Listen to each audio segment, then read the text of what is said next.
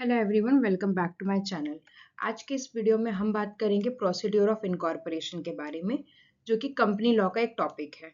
हमने इससे पहले meaning, definition, characteristics, personality corporate personality और लिफ्टिंग वेल, हमने ये सारे टॉपिक्स कवर कर लिए हैं और ये कंपनी लॉ के सीरीज का पार्ट 6 है। अगर आप अभी तक आपने मेरा चैनल सब्सक्राइब नहीं किया है तो आप सब्सक्राइब कर दीजिए, वीडियो को लाइक कर दीजिए। अगर आपको कोई भी डाउट्स है तो आप कमेंट सेक्शन में पूछ सकते हैं। तो चलिए शुरू करते हैं। कंपनी लॉ को हम टोटल 5 यूनिट में कवर करेंगे।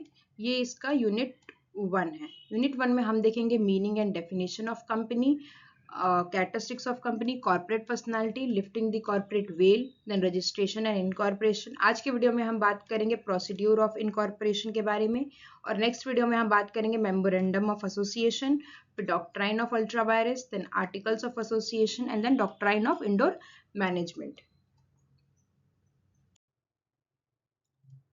इंट्रोडक्शन। स्टूडेंट्स, इनकॉर्पोरेशन कोई सिंपल फॉर्मेलिटी नहीं है। ये एक प्रॉपर लीगल प्रोसेस है जिसके थ्रू कंपनी एक सेपरेट लीगल एंटिटी बन जाती है। अगर प्रोसीड्यूर फॉलो नहीं किया गया तो इनकॉर्पोरेशन इनवैलिड हो सकता है और कंपनी की लीगल स्टैंडिंग चैलेंजिंग भी हो सकती है। इसलिए corporation is equal to legality plus transparency plus accountability का कॉम्बिनेशन है।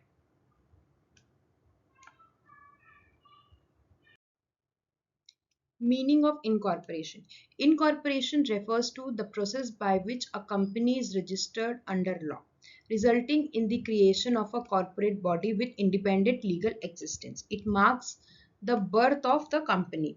इनकॉर्पोरेशन का मतलब है कंपनी का लॉ के अंडर रजिस्ट्रेशन और इसका बॉडी कॉर्पोरेट के रूप में एग्जिस्टेंस। कॉर्पोरेशन जो है वो कंपनी को एक लीगल बर्थ देता है। Importance of the following the prescribed procedure. अब हम देखेंगे कि क्या क्या उसके इंपॉर्टेंस है अगर हम प्रिस्क्राइब जो प्रोसीड्योर है इनकॉर्पोरेशन का अगर हम उसको फॉलो करते हैं तो। सबसे पहला है that is ensure legal validity of company formation. Company formation की लीगल वैलिडिटी इंश्योर होती है। Second, grants corporate personality. Company को कॉर्पोरेट पर्सनालिटी मिलती है। Then third, protect stakeholders interest. Stakeholders जैसे कि शेयर होल्डर्स और क्रेडिटर्स प्रोटेक्ट होते हैं। Fourth, prevents fraudulent incorporation. Fraudulent companies बनने से रोकता है। And last is provide statutory recognition. Government से स्टैट्यूटरी रिकॉग्निशन मिलता है। प्रोसीड्यूर इंश्योर करता है legitimacy of corporate existence. Statutory framework. सबसे पहले हम देखेंगे उसके रिलेवेंट प्रोविजंस। इनकॉर्पोरेशन गवर्न होता है कंपनीज एक्ट 2013 से, जिसमें सेक्शन जो 3 है वो बात करता है फॉर्मेशन ऑफ कंपनी के बारे में कि कंपनी फॉर्म कैसे होगी।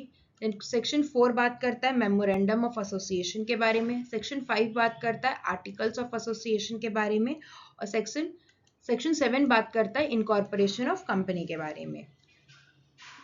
Next is role of registrar of companies. ROC एक वॉचडॉग अथॉरिटी है जो डॉक्यूमेंट्स को स्क्रूटिनाइज करता है, then ensure compliance with legal requirements, legal compliance ensure करता है, then registers the company register करता है, issue certificate of incorporation, certificate issue करता है इनकॉर्पोरेशन का। आरओसी जो होता है वो गेट कीपर ऑफ इनकॉर्पोरेशन भी उसको बोलते हैं। Step by step procedure of incorporation. अब सबसे इंपॉर्टेंट पार्ट है प्रोसीड्यूर, तो हम इसको वन बाय वन सारे अच्छे से समझेंगे कि क्या क्या क्या प्रोसेस होता है और उसको कैसे फॉलो किया जाता है। सबसे पहला है name approval of the company. Company का नाम रिजर्व करना होता है, RUN, that is reserve unique name. And second is SPIC plus form. Name जो होता है उसके जो कुछ कंडीशंस होते हैं, जैसे कि यूनिक होना चाहिए नाम, देन एग्जिस्टिंग कंपनी जैसा नहीं होना चाहिए, and last is law violate नहीं करना चाहिए।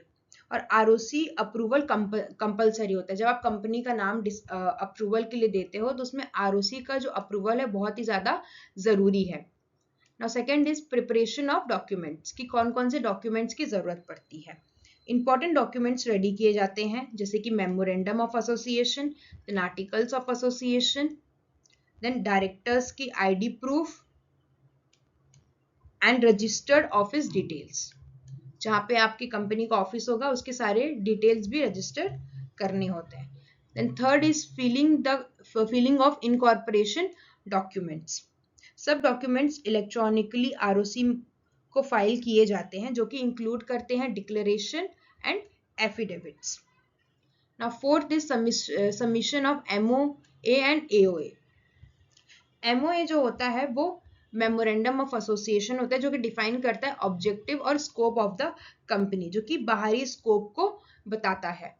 जो एओए है that is article of association, वो गवर्न्स इंटरनल मैनेजमेंट, की कंपनी कैसे मैनेजमेंट की जाएगी वो एओ रखता है। नेक्स्ट वीडियो में हम एमओए और एओए को डिटेल में अच्छे से समझेंगे। जो फिफ्थ स्टेप है वो है payment of fees. Prescribed registration fees and stamp duty must be paid based on authorized capital and state laws. Government fees plus stamp duty pay करनी होती है, ऑथराइज्ड कैपिटल पे डिपेंड करता है और स्टेट लॉज भी अफेक्ट करते हैं। सिक्स्थ स्टेप है वो है verification and registration of ROC. ROC verifies documents compliance with law, it if satisfied register the company. ROC check करता है डॉक्यूमेंट्स करेक्ट है या नहीं और लॉ फॉलो हुआ है या नहीं, और जब आरओसी सेटिस्फाइड होता है तो जो कंपनी होती है वो रजिस्टर हो जाती है। सेवेंथ और लास्ट स्टेप है that is issuance of certificate of incorporation.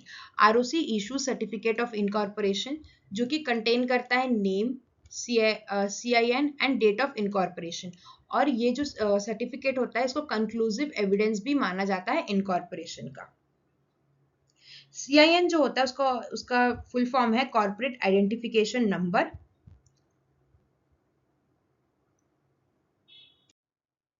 अब हम देखेंगे लीगल रिक्वायरमेंट्स एंड कंप्लायंसेस। इसमें सबसे पहला mandatory documents and declarations.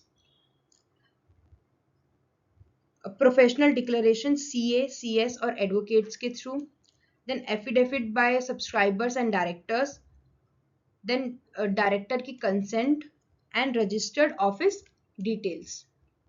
Next is digital signature and statutory feelings.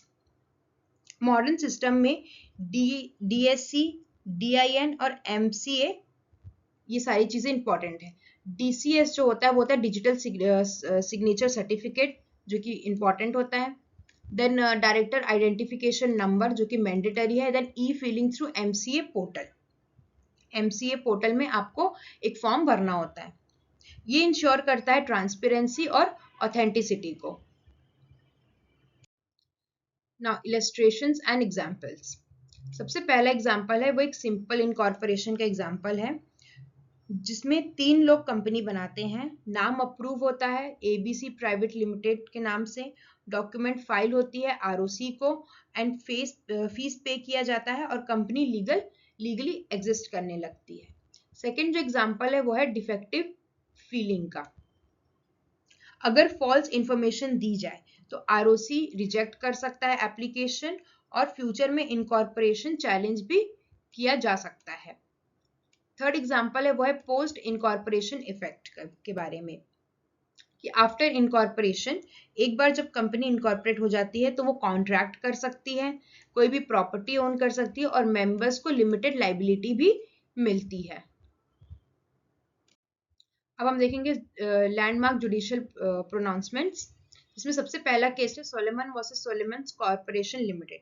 इसमें जो प्रिंसिपल स्टैब्लिश किया गया था वो ये बोला गया था कि जो कंपनी है वो एक सेपरेट लीगल एंटिटी है।